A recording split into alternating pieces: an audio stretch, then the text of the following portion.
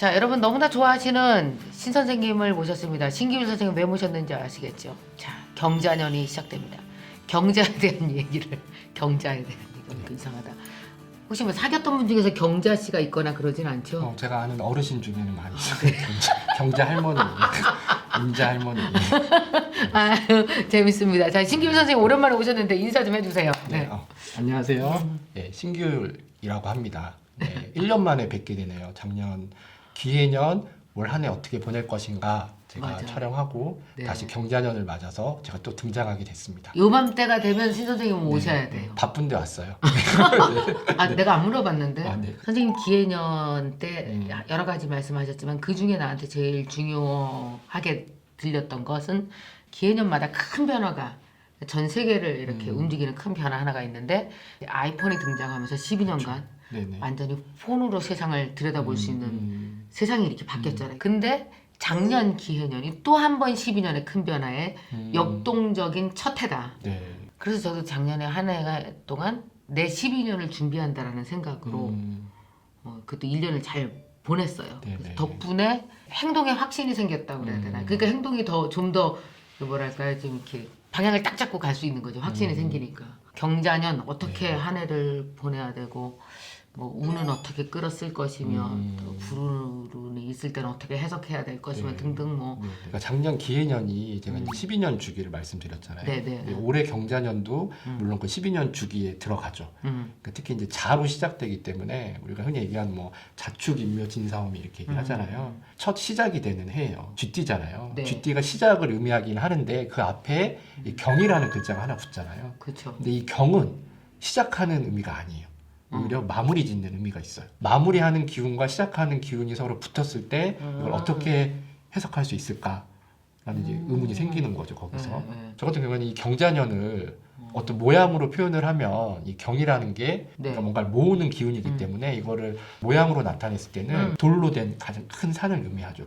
경이라는 글자가. 네. 그리고 자는 이렇게 쫄쫄쫄 흐르는 시냇물을 생각하시면 돼요. 그러니까 작년 기해 그 해가 큰 바다였다면 네. 이번에 경자 이 자는 작은 물줄기를 의미하는 거죠. 아. 이 두 개를 합치면 이제 큰 바위산에서 큰 산에서 조그마한 물줄기가 이제 쫄쫄쫄 흘러나오는 모양을 상징해요. 조그맣게 흘러나오는 물이 처음 시작되는 어떻게 보면 시원이잖아요. 큰 그쵸. 바다를 이루기 전에 시원인데 그냥 막 샘솟는 물이 아니라 이 경이랑 붙으면 어느 정도 능숙하게 그 에너지가 집약된 상태에서 그러니까 여러 가지 난립된 것들이 어느 정도 모여서 흐르는 지류라고 생각하시면 돼요. 어느 정도 이 규모를 갖추고 이게 사라질 건 사라지고 앞으로 이 자로 시작되는 12년을 12년 동안 이어나갈 그런 지류들이 이제 방향을 잡는 시기라고 생각하시면 되죠. 저는 이 지류가 상징하는 게 개인화, 큰 하나의 집단이 움직이는 게 아니라 난립해 있는 지류들이 이렇게 실제로 산에서 흘러나가는 것처럼 우리 사회에서도 각 개인의 힘이 굉장히 세지고 그 개인들이 서로 모여서 조금 더 큰 지류를 만들고 이제 이런 것들이 아주 본격적으로 시작되는 한 해가 되지 않을까 생각하는 거죠. 그 개인화가 굉장히 중요한 코드 중에 하나예요. 개인화가. 아, 요즘에 트렌드 공부할 때도 보니까 개인 하나가 플랫폼이 되면서 모든 것과 연결되어지고 또 그런 개인들이 다 하나같이 모여서 플랫폼이라는 공간을 또 만들어 나가고 이런 의미에서 보면은 여기서도 이 개인이 어떻게 올해 전체 방향이라든지 자기 개발을 어떤 식으로 자기 스스로 성장 교육을 어떻게 해나가야 되는지도 좀 생각해 볼 수 있을 것 같아요. 그렇죠. 그죠? 그래서 이제 이런 흐름 속에서 나올 수 있는 개념들이 이제 뭐 합의 풀어너 혹시 들어보셨나요? 이 합의 풀어너는 내가 가지고 있는 취미나 그런 뭐 취향이 내 직업이 되는 걸 의미를 해요. 여기 기념비적인 인물이 한 분 있는데 미세스 필즈라는 그런 상표가 있어요. 쿠키 그 상표인데 이분이 1970년대 그냥 자기 아이들이 4명인가를 아마 이분이 키웠을 거예요. 그래서 쿠키를 구워주는데 쿠키가 굉장히 맛있게 구워지는 거예요. 여기에서 이제 자기가 재밌기도 하고 거기서 힘을 얻어서 이거를 사업화하죠. 그래서 처음에는 다 말렸어요. 그냥 집에서나 하지 뭘 이거를 하느냐, 게 쉬운 줄 아느냐.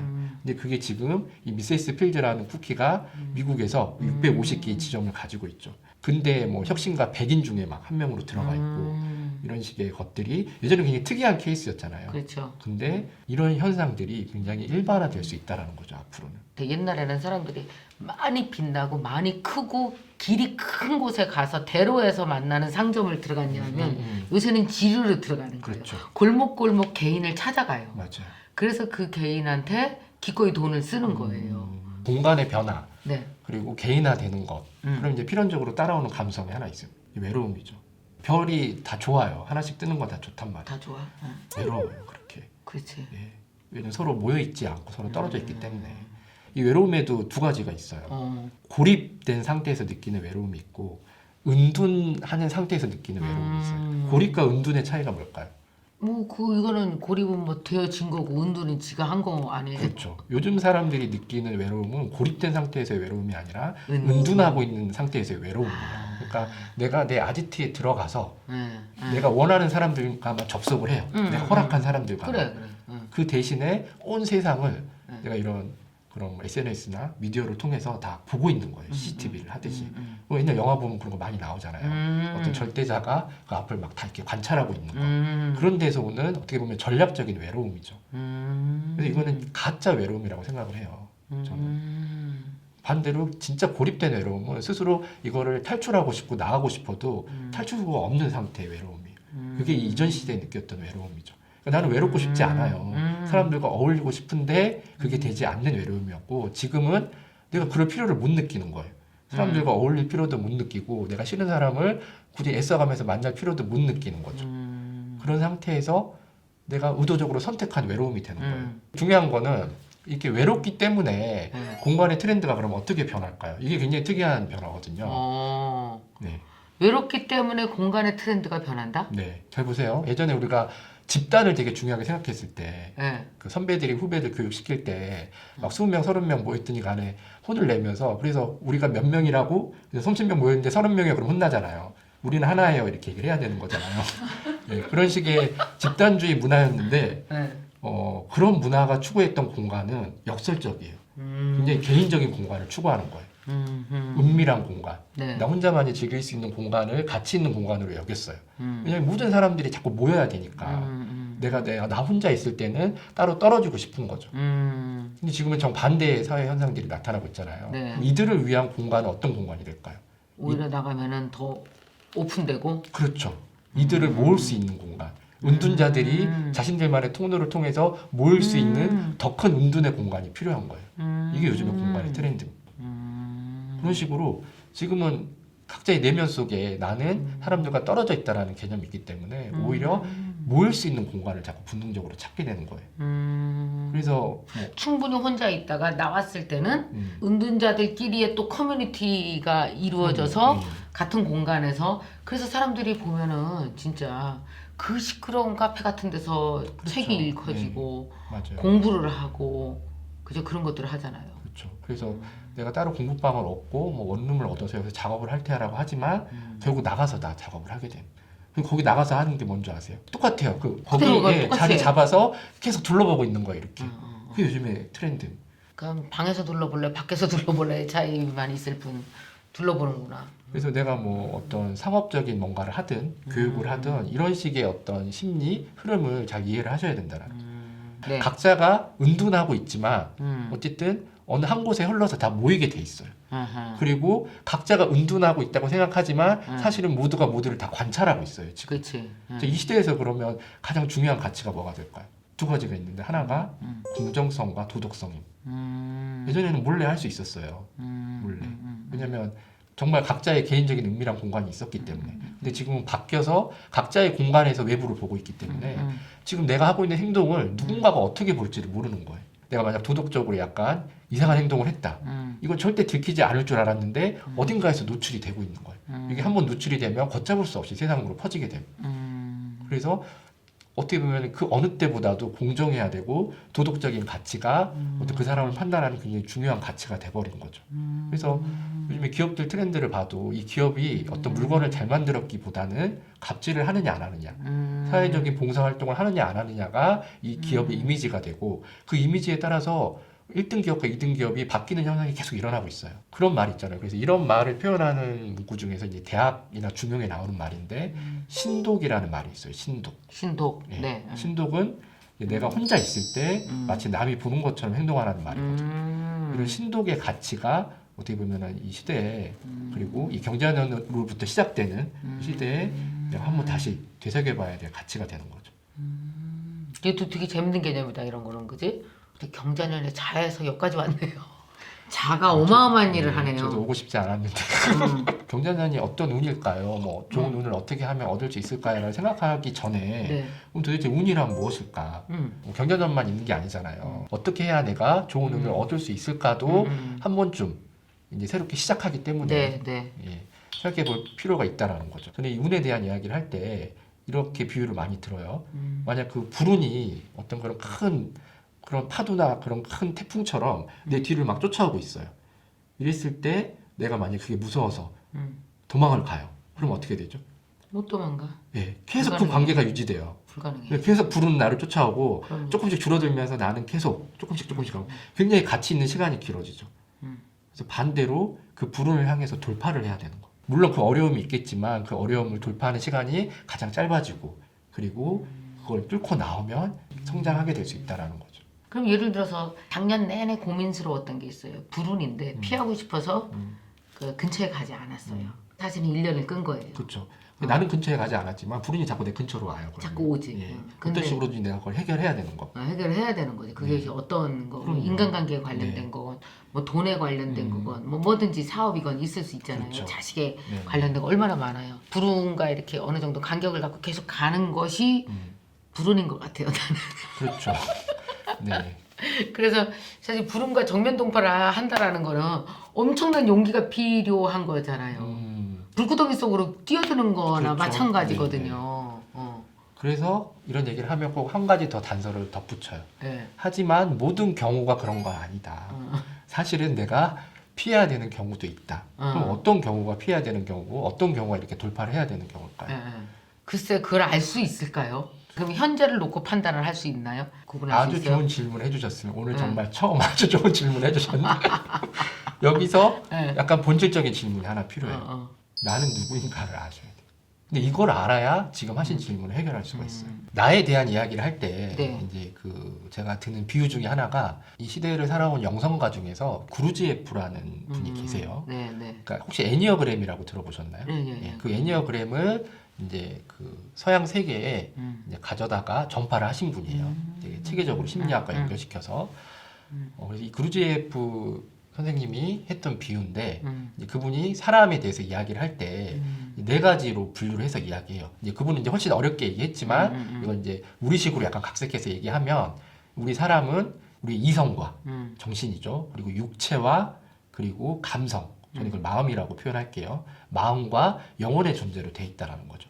그러면서 이 네 가지를 말과 마부와 마차에 비유해서 설명을 하세요. 그럼 우리 선생님은 자, 어떤 게 말이고 어떤 게 마부고 어떤 게 마차일까요? 사람이 마음이나 영혼 아닐까요? 사람, 마부가. 마부가. 근데 이제 우리 구루제프 선생님은 일단 이 말을 이제 우리의 마음이라고 표현을 했어요. 왜냐면 내가 쉽게 길들일 수 없고 그때 상황에 따라서 막 자기 마음대로 요동치잖아요. 네네네. 어떤 환경에 따라서도 계속 바뀌고. 그래서 이 감정, 마음을 말이라고 표현을 하고 이 마부를 우리의 이성이라고 판단했어요. 왜냐하면 이 말을 잠재우면서 내가 가야 될 길로 가야 되는 존재니까. 그리고 우리의 육체를 이 마차로 생각을 하셨죠. 예. 그럼 여기 한 가지 빠진 존재가 있죠. 그럼 우리의 영혼의 존재는 어디 있을까요? 여기서? 길이에요. 아니요. 마차 안에 타고 있는 손님입니다. 주인이라고도 표현을 하죠. 왜냐하면 결국 이 말이 어떤 목적지를 향해서 가야 되잖아요. 그리고 이 목적지를 향해서 갈 때 이 목적지를 정해주는 사람은 누굴까요? 그럼 여기 탄 사람이겠죠. 그렇죠. 뭐. 손님, 주인이라고도 손님, 하고 그쵸. 이 손님이라는 존재, 이 손님이라는 존재가 바로 우리의 영혼이라는 거죠. 그래서 우리는 어떤 일을 해결할 때 이 마부의 소리만 자꾸 들어요. 근데 이 마부는 사실 어디로 가야 될지는 모르는 존재예요. 그 길을 알고 있는 사람은 이 뒤에 타고 있는 영혼의 존재라는 거예요. 맨날 얘기를 하잖아요. 사실은 내가 뭐 답을 알고 있다. 내가 어디로 가야 되는지를 나한테 물어봐라. 라고 하는데 사람들이 말에게 물어봐요. 말은 몰라요. 어디로 가야 되는지. 그리고 마부가 혼자 막 독백을 해요. 내가 어디로 가야 되지? 너는 알아? 나는 몰라요. 이 손님에게 물어봐야 되는데 손님이 있는지조차 모르는 사람들이 되게 많다라는 거죠. 내 안에 내가 있는 줄은 모르니까 네. 나와의 대화가 잘 안 되지. 그렇죠. 그래서 내가 대화해야 될 실체는 이 마부가 아니라 이 뒤에 타고 있는 그 영혼의 존재. 내가 이 손님의 목소리를 듣고 어디로 가야 되는지를 알아야지 제대로 된 길을 갈 수 있잖아요.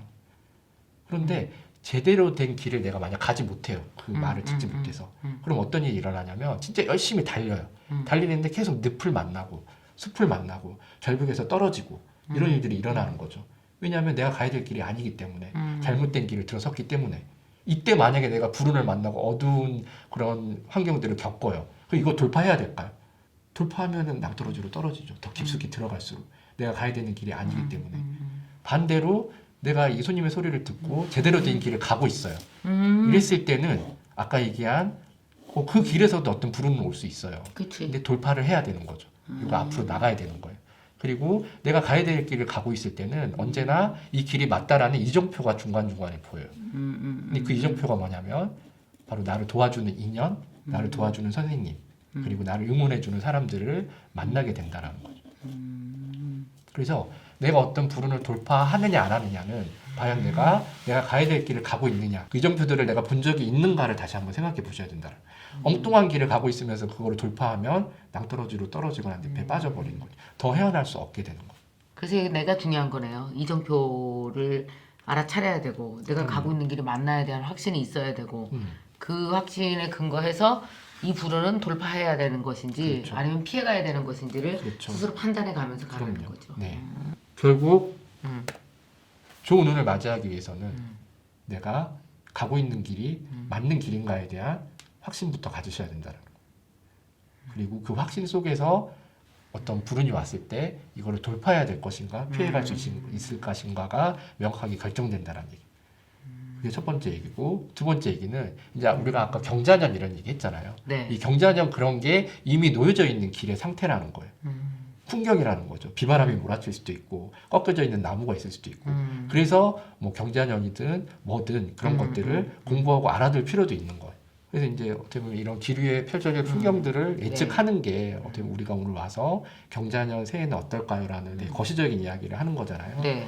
그런 이야기들을 하는 거고. 그럼 우리가 지금부터 이제 경자년의 길을 한번 내가 마차야 이제 이 뭔데 그 선생님 하신 말씀 이제 마차는 어차피 가야 돼 앞으로 가려고 있는 마차니까. 근데 이제 내가 마치 마부인 듯 하지만 진짜 여기 주인은 마부인 네가 아니고 그렇죠. 네 뒤에 타고 있는 마차에 타고 있는 너 진짜 너야. 그러니까 그 진짜 너와 대화를 하면서 이 길이 맞는지를 그렇죠. 불행이 있건 행운이 있건 어쨌든 우린 간다. 근데 올해 우리가 가야 될 길은 무슨 길? 경자년의 길. 경자년의 길이다. 경자 씨가 기다리고 있는 거죠. 경자 고속도로를 네. 어떻게 갈 것이냐. 네. 오케이. 얘기해 주십시오. 자, 여러분 이제 2019년이 정말 일주일 정도밖에 남지 않았어요. 여러분 어떠세요? 2020년도에는 내가 한번 이렇게 살아보겠다라는 어떤 계획을 이미 세우신 분도 있으시고 아니면 어떻게 해야 되지? 생각하는 분도 있으실 것 같아요. 제가 항상 여러분에게 말씀드렸어요. 사람은 방향이 있어야 된다. 방향이 있는 것과 없는 것은 너무나 큰 차이가 있잖아요, 여러분. 그 방향이 뭘까요? 방향이 꿈이고요. 시스템입니다. 그래서 내가 일정한 어떤 시스템에 들어가 있느냐 없느냐에 따라서 솔직히 말해서 허송세월하느냐 아니면 꽉 차진 멋진 시간을 살아내느냐 완전 달라요. 꽉 짜여진 멋진 시간을 1년을 살아내고 나면 그 다음 해가 저절로 풀리는 느낌 여러분 느끼실 수 있을 겁니다. 그래서 제가 2019년에 만들어 놓은 것이 바로 유튜브 대학입니다. 모든 남자 여자 다 결혼 후에 성장한다. 그러려면 시스템이 진짜 중요하다.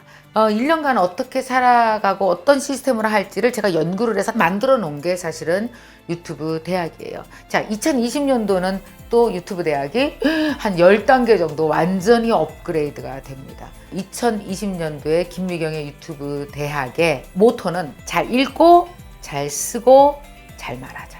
이 세 가지만 잘하면 창업을 하건 취업을 하건 새로운 일을 하건 두렵지 않을 겁니다. 이 세 가지가 사실 가장 기본이거든요.